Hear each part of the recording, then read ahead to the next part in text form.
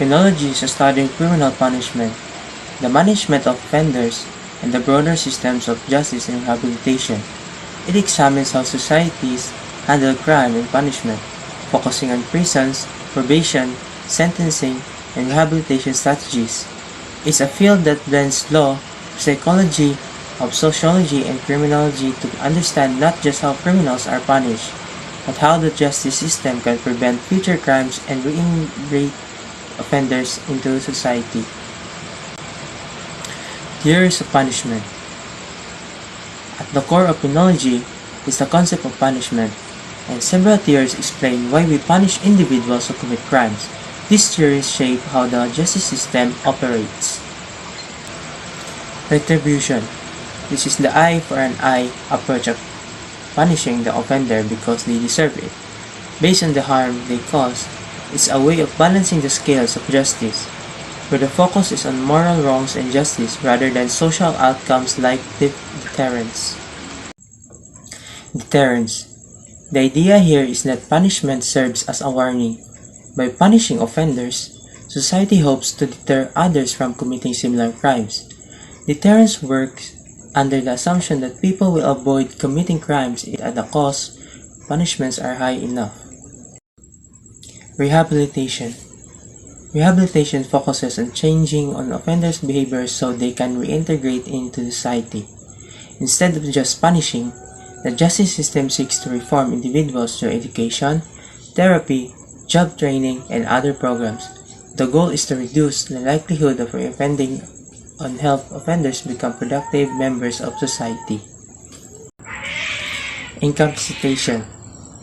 Incapacitation is about removing the offender from society to prevent them from committing further crimes. This typically means imprisonment. The idea is that keeping dangerous criminals off the streets protects society from their harmful behavior. The role of prison and correctional facilities. Criminology has a direct link to the way prisons and correctional facilities and structured. Historically, prisons were designed primarily for punishment and incapacitation, but over time, there has been a growing emphasis on rehabilitation. In modern criminology, prisons are meant to serve multiple purposes. Punishment to ensure that offenders face consequences for their action. Deterrence to send a message to a public that crime will be punished. Rehabilitation to provide programs like vocation training, therapy, and education that can help offenders change their behavior. Reintegration.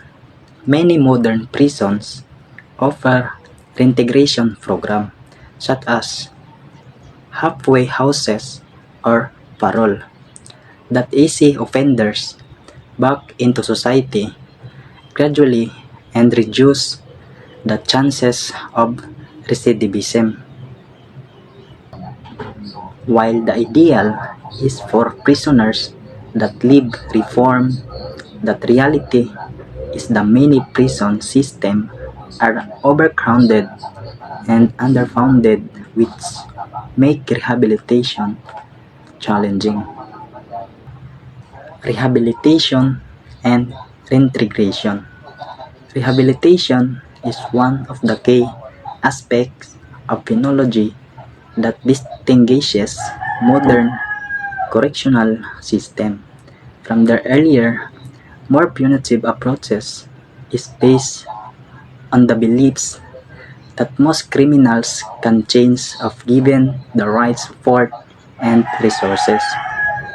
Program focus on educational like JED program, vocational training teaching marketable skills and therapy such as drug counseling or anger management have become more common in correctional facilities worldwide. These programs are designed to address the root causes of criminals' behavior, whether that be substance abuse, poverty, lack of educational or mental health issues. Reintegration is just a crucial. Prisoners are released back into society eventually, and if they aren't prepared to succeed outside, the risk of recidivism, committing crimes again, is high. Parole systems in halfway houses can help offenders reintegrate more smoothly, offering a bridge between incarceration and life in the outside world. Fourth is alternative to incarceration. Penology also encompasses alternative sentencing and restorative justice approaches. While prisons are still the primary form of punishment in many countries, there has been growing interest in alternatives. Provision and house arrest are common alternatives, where offenders serve their sentence in the community under strict supervision. These options are often used for nonviolent offenders, and they allow individuals to continue contributing to society while still serving their punishment. Restorative justice is an approach that focuses on repairing the harm done to victims and community. Rather than just punishing the offender, it involves meeting between victims and offender, where the offender can apologize, take responsibility, and make amends. This approach aims to heal the social fabric harmed by the crime. Challenges and ethical issues.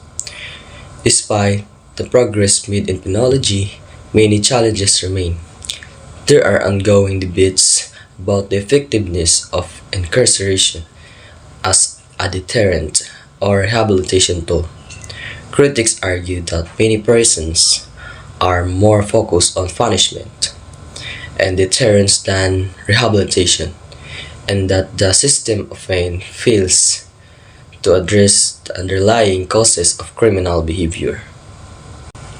There are also ethical concerns about the treatment of prisoners, especially in overcrowded or for-profit private prisons.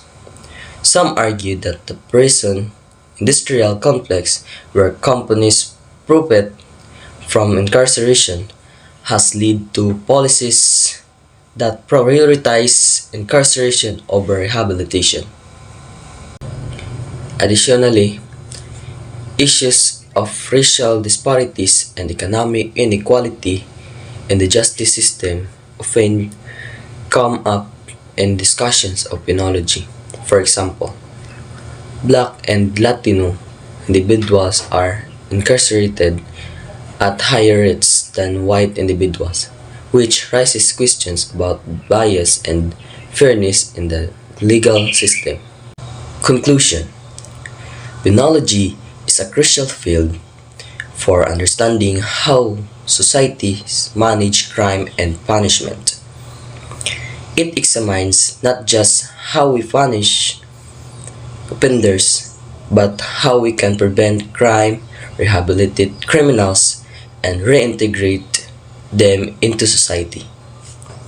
As societies evolve, penology adapts, and the goal is to create a fair and effective system that reduces crime while ensuring justice for all.